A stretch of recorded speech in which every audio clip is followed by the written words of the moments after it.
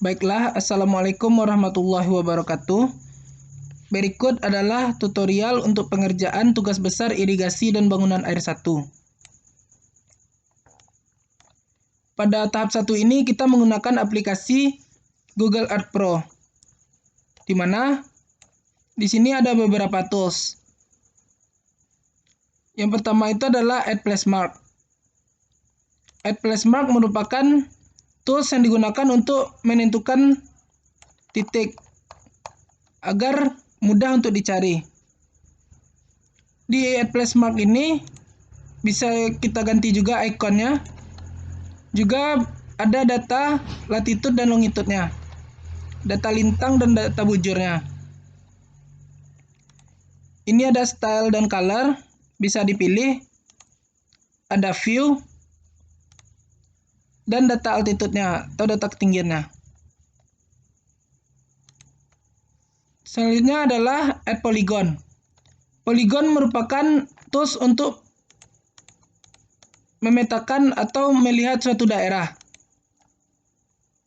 Kita tinggal klik kiri untuk menentukan batas-batas daerah kita. Di Polygon juga ada style color. Bisa dipilih warnanya. Juga opacity-nya.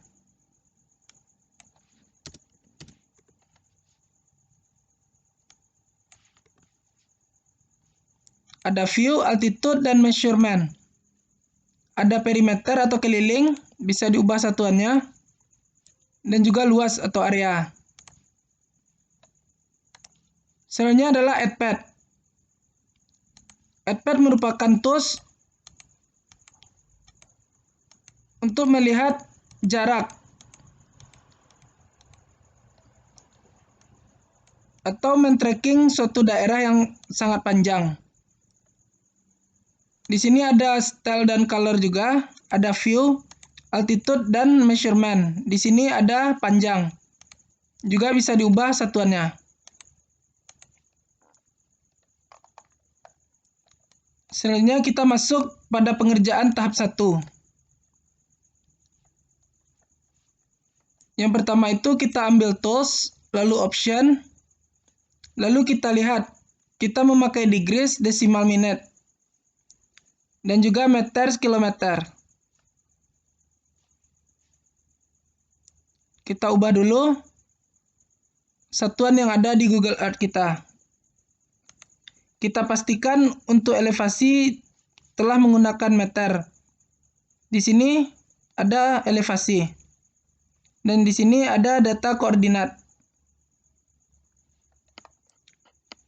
Selanjutnya, rekan-rekan sudah dibagi beberapa kelompok dan telah memiliki sungai masing-masing.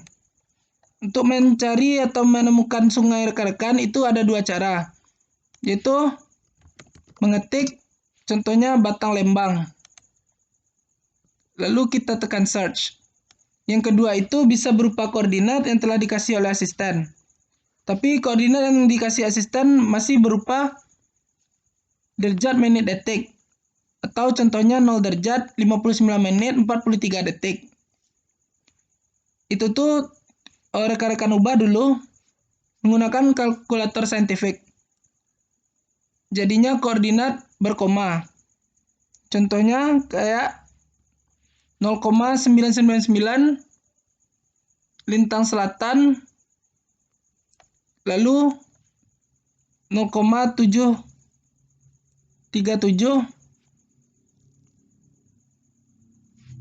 bujurnya, bujur timur atau bujur barat. Itu sesuaikan dengan koordinat yang telah dikasih oleh asisten ke kelompok rekan-rekan. Kita contohkan saja Batang Lembang. Kita tinggal lalu Google Earth secara otomatis akan mencari sungai rekan-rekan. Berarti sungainya adalah ini. Tetapi lebih disarankan menggunakan koordinat karena lebih tepat.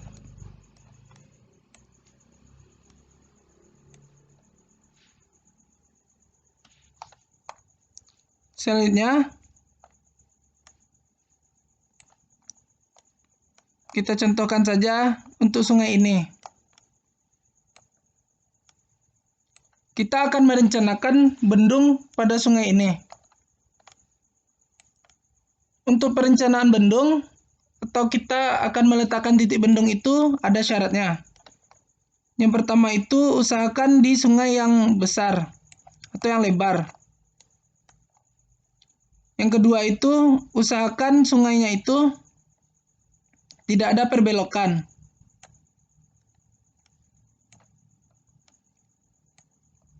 Lalu usahakan sebelum perkebunan dan persawahan.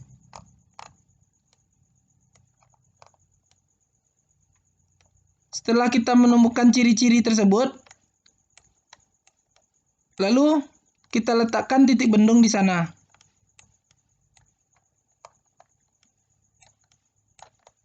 Contohnya,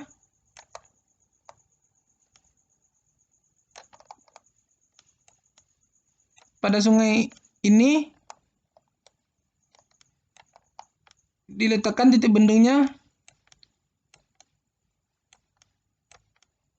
di sini.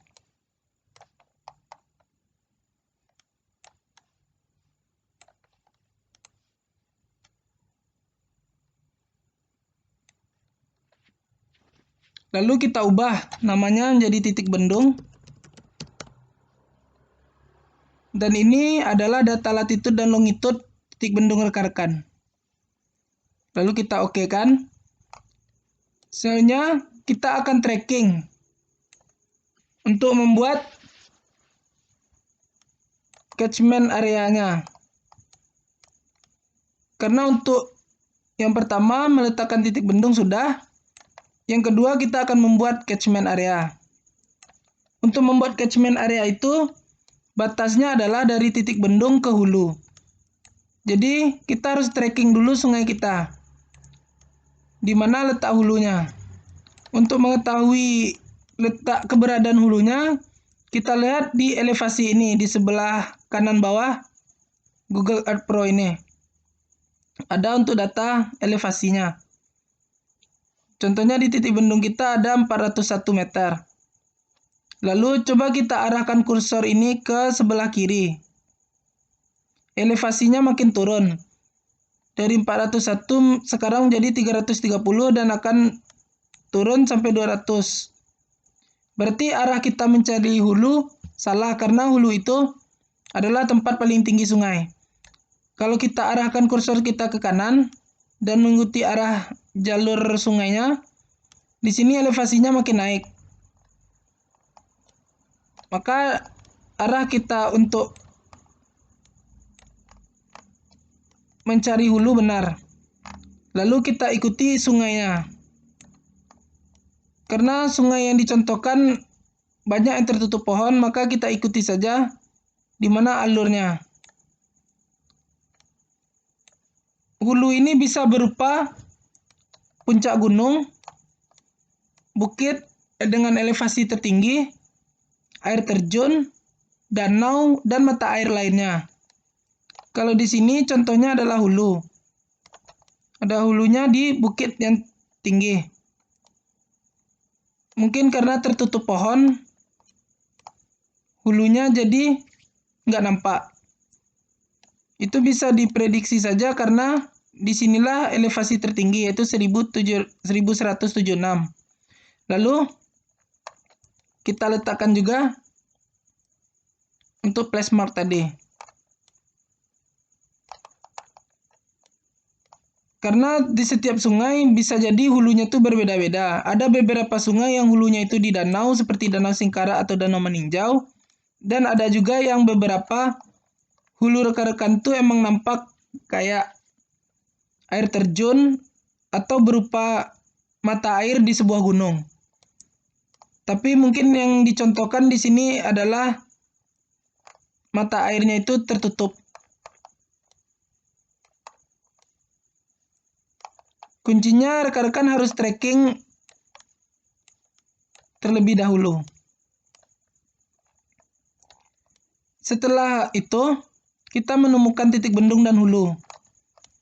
Lalu, kita tinggal membuat catchment dengan batas punggung bukit dengan menggunakan add pad.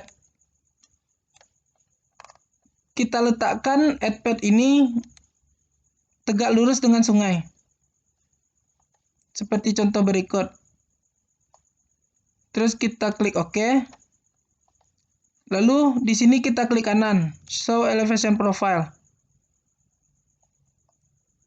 Catchment itu merupakan daerah tangkapan hujan, di mana air hujan yang mengalir itu jatuhnya ke sungai kita. Kita bisa lihat di sini elevasinya dari ujung ke kiri sampai ujung kanan. Elevasinya sebagai berikut. Dan yang terendah ini merupakan sungai. Karena daerah tangkapan hujan itu muaranya itu ke sungai kita, jadi seharusnya adalah batasnya itu adalah puncak ke puncak. Kalau contohnya dari sini ke sini.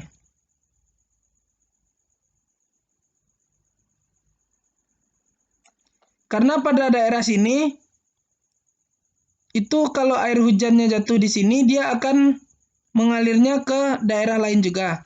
Kalau di sini juga ke daerah sini, bukan jatuhnya ke sini, ke sungai. Maka disitulah batas catchment kita. Lalu kita tandai dengan place mark tadi, batasnya. Terus kita klik OK. Lalu kita tinggal properties dan geser yang pad kita tadi. Klik kanan, terus properties. Lalu kita sesuaikan di mana batas-batasnya tadi.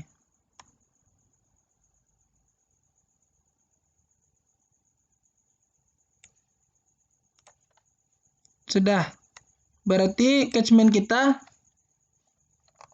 untuk batasnya itu sudah selesai. Selanjutnya akan kita bikin juga add pad lagi. Itu tegak lurus.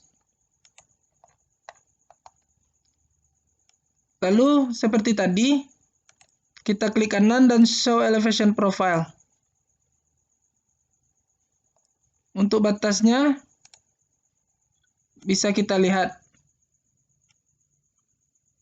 Kalau belum ujung atau tinggi, kita bisa tarik sampai menemukan batasnya. Lalu kita OK-kan. Ini dibuat sepanjang aliran sungai menuju hulu. Usahakan rapat-rapat karena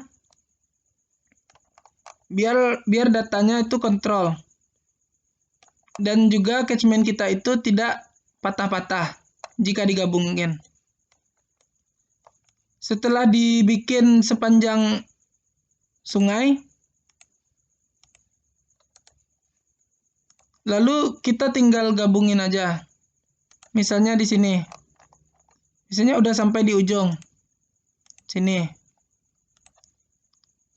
Coba kita lihat elevasinya. Kita properties.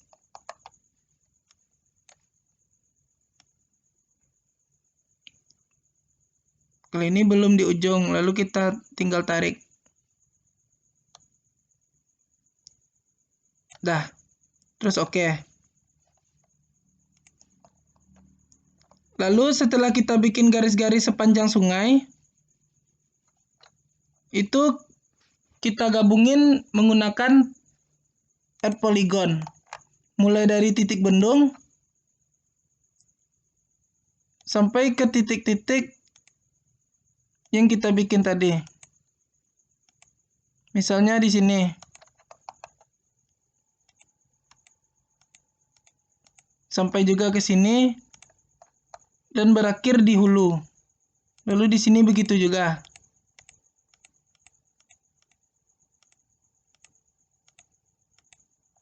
Ini contohnya saja. Opacity-nya kita turunin jadi 40 dan warnanya juga bisa kita tukar.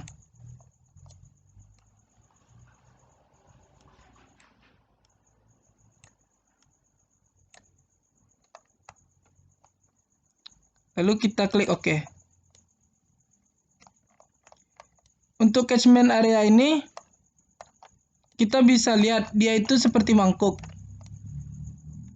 Karena daerah-daerah di sini kalau hujan bakal turun airnya ke sungai kita. Makanya batasnya itu adalah mengitari punggung bukit. Puncak punggung bukitnya. Untuk syarat catchment itu adalah minimal 500 hektar. Kita tinggal klik kanan, lalu properties. Kita lihat measurement-nya. Setelah dilihat, ternyata cuma 354 hektar. Berarti catchment-nya itu tidak bisa dipakai. Karena syarat minimal membuat catchment adalah 500. Caranya, kita tinggal geser titik bendung ke bawah. Kita cari lagi daerah-daerah di sini yang seperti syarat-syarat titik bendung. Contohnya di sini. Lalu kita ulangi lagi seperti cara yang sama. Sebenarnya kita bikin nama lagi. Berarti titik bendung yang di sana itu tidak bisa dipakai karena catchment-nya terlalu kecil. Berarti kalau catchment-nya kecil, kita tinggal geser aja titik bendungnya ke arah hilir. Biar catchment-nya itu menjadi besar. Lakukan dengan cara yang sama dengan membuat add pad. Itu tegak lurus dengan sungai. Lalu kita show elevation profile. Lalu kita lihat di mana aja jarak punggung bukit batas catchment kita. Karena sungainya di sini paling rendah, maka batasnya di sini. Sampai ke sini. Nah, itulah batas samping-samping dari catchment kita. Kita tinggal tarik.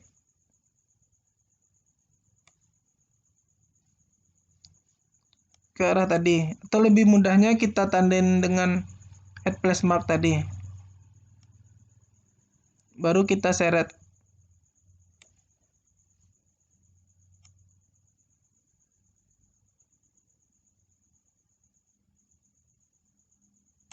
Sudah.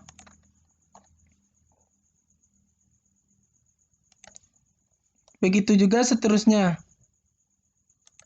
Semakin rapat, maka datanya semakin bagus. Lalu kita show elevation profile lagi. Lalu kita lihat batasnya, apakah sudah di atas. Kalau di sini belum, batasnya kan. Lalu kita geser saja.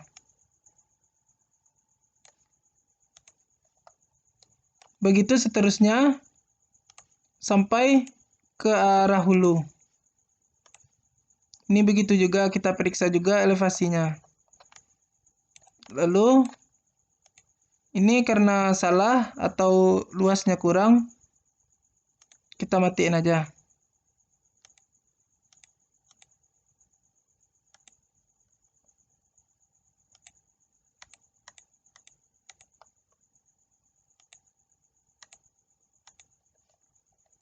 Begitu juga sampai ke hulu. Kita bikin poligon-poligon dari titik bendungnya. Terus sampai ke arah hulu kita. Seperti tadi. Ada beberapa bentuk catchment yang harus rekan-rekan ketahui. Ada yang seperti bulu angsa atau daun. Nah, kita lihat measurement-nya. Udah 1084 hektar, berarti boleh dipakai. Kalau untuk mensmoothkan poligon, itu rekan-rekan bisa tahan untuk klik kiri. Biar smooth. Begitu untuk mensmoothkan poligon. usahain sesmooth mungkin. Itu dengan cara membuat garis-garis ini serapat mungkin. Berarti kalau daerah sungainya seperti ini, berarti rekan-rekan harus membuat garisnya itu tegak lurus kayak gini. Itu mengikuti arah aliran sungainya. Untuk titik bendung dan catchment sudah. Lalu selanjutnya adalah untuk stasiun hujan. Untuk menentukan stasiun hujan kita harus ketahui dulu sungai kita itu letaknya di mana. Apakah di Kabupaten Pasaman, Kota Padang, Solo, atau lain-lain. Lalu kita lihat untuk data di data curah hujan. Misalnya kalau kita pakai sungai di Padang, maka yang kita pakai adalah SWS Aquaman. Dan selanjutnya, kita harus cari 3 stasiun hujan yang sama tahunnya. Maksudnya, pada stasiun hujan Balai PSDA, itu tuh datanya itu harus sama dengan kedua stasiun yang kita pilih berikutnya. Datanya itu adalah 10 tahun berturut-turut dan tidak boleh kosong. Contohnya itu misalnya dari 2001, 2002, 2003, 2004, 2005, 2006, 2007, 2008, 2009, 2010 untuk Balai PSDA. Maka kalau kita pakai Gunung Nago itu juga harus ada dengan tahun yang sama. Dan kalau kita pakai Bendung Kototuo juga datanya harus sama 10 tahunnya. Oke, kita contohkan saja. Untuk stasiun Bendung Kototuo itu datanya 2003, 2004, 2005, 2006, 2007 sampai 2020. Datanya lengkap 2003 sampai 2020. Lalu misalnya kita pakai ladang padi. Ladang padi ada dari 96 sampai 96, 97-nya tidak ada sampai 2001. Dan 2002 sampai 2020. Berarti kalau kita pakai 2003, 2004, 2005, 2006, 2007, 2008, 2009, 2010, 2011, 2012. Bisa kita pakai dari 2003 sampai 2012. Kita lihat lagi di Bendung Kototuo tadi, apakah ada dari 2003 sampai 2012? 1, 2, 3, 4, 5, 6, 7, 8, 9, 10. Datanya sama, 10 tahun berturut-turut. Maka Bendung Kototuo dan ladang padi tadi bisa digunakan. Itu 2 stasiun. Kita lihat lagi stasiun Gunung Nago. Ternyata stasiun Gunung Nago juga ada dari 2003, 2004, 2005, 6, 7, 8, 9, 10, 11, 12. Maka kita udah dapat 3 stasiun hujan yang kita pakai. Yaitu Gunung Nago, Ladang Padi, dan Bendung Kototuo dari 2003 sampai 2012. Kalau ada tahunnya yang kosong, misalnya di Gunung Nagung tidak ada 2007. Berarti sampai 2013 itu tidak bisa digunakan karena ada data yang bolong di 10 tahunnya.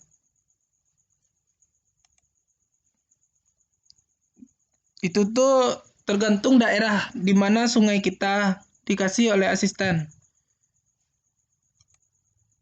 Kalau Padang itu biasanya pakai SWS Aquaman. Kalau Pasaman biasanya pakai SWS Masang Pasaman dan lain-lain. Kalau pesisir selatan biasanya SWS Silaut Tarusan.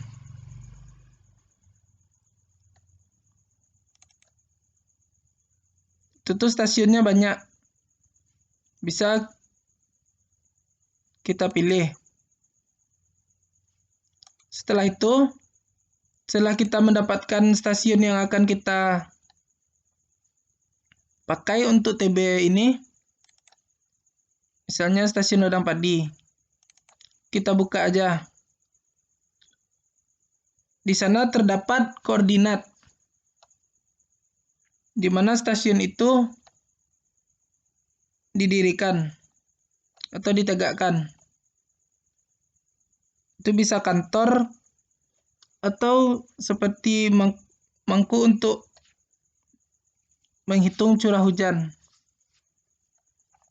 Untuk ladang padi 2003, di sini ada location atau di mana stasiun ladang padi ini berada. Nah, contohnya 00 derajat 56 menit 55 detik lintang selatan, 100 derajat 31 menit 8 detik bujur timur. Lalu kita tinggal inputkan saja.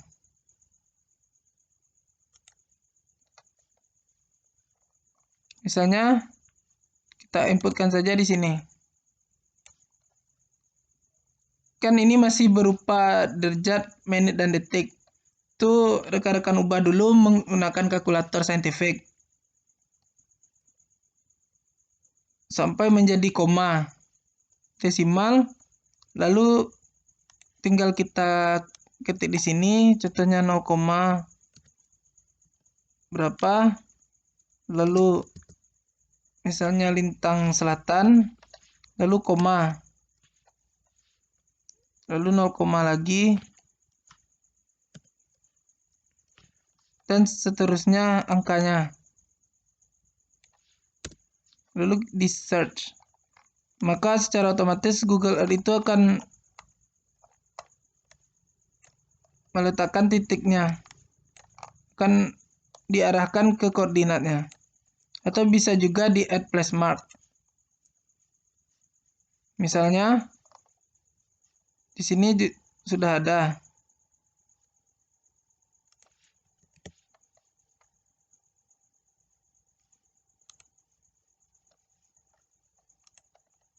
Ini 0 derajat 56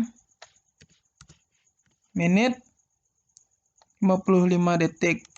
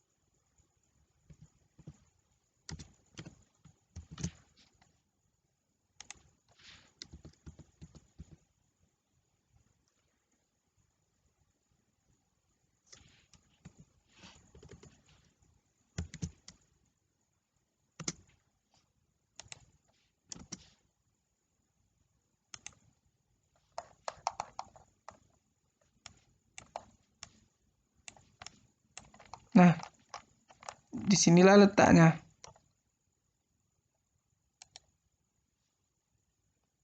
Kita tinggal rename.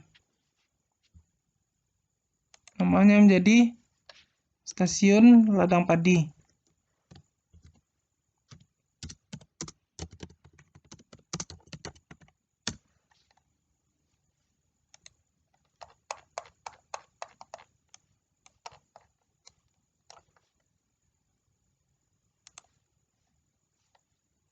Begitu cara untuk menentukan stasiunnya.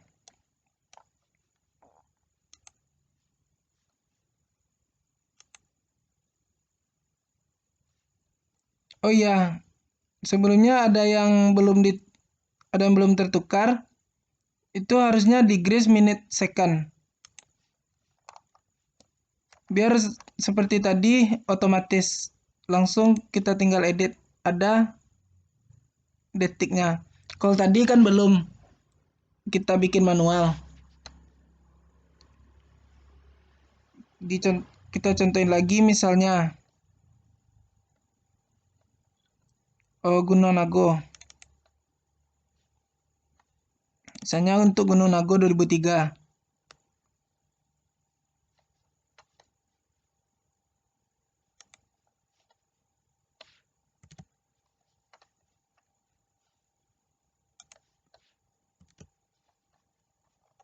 Oke, kita ambil add place mark. Kita ubah namanya Gunung Nago. Stasiun Gunung Nago.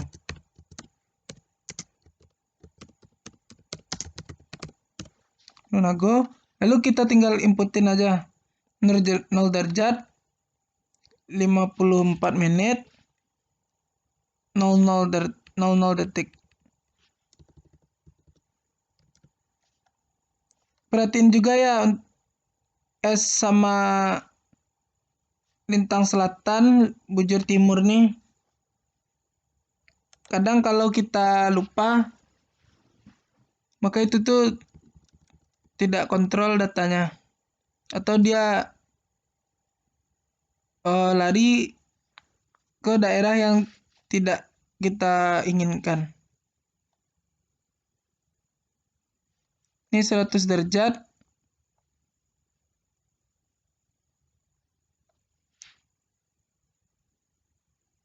Dua puluh tujuh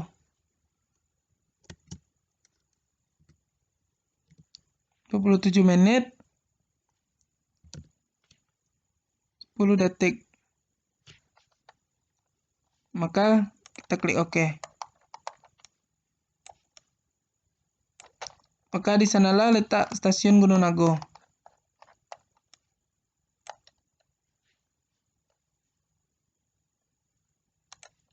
Lalu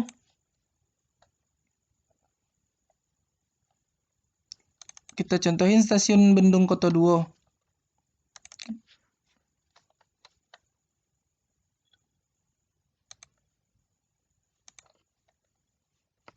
Kita ambil lagi, kita ubah namanya.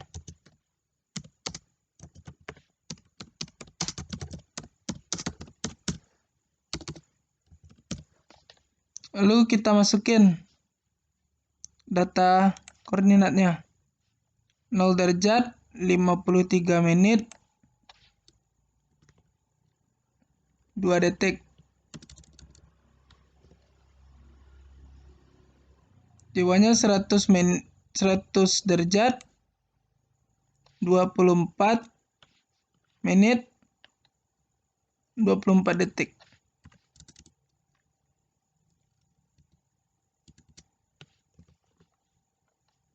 Kita klik OK. Maka di sanalah letak Bendung Kotoduo.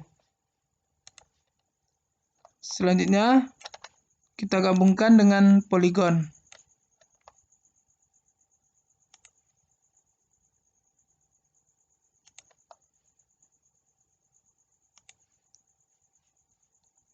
Lalu kita bikin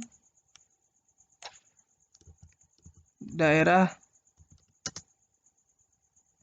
pengaruh stasiun curah hujan. Oke. Bisa kita edit. Nanti kita ubah warnanya dan lain-lain.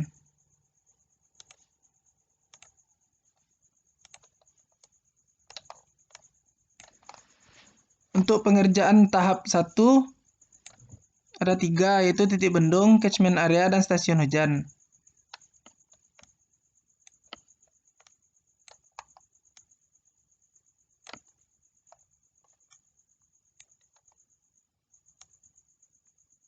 Tutorialnya telah selesai.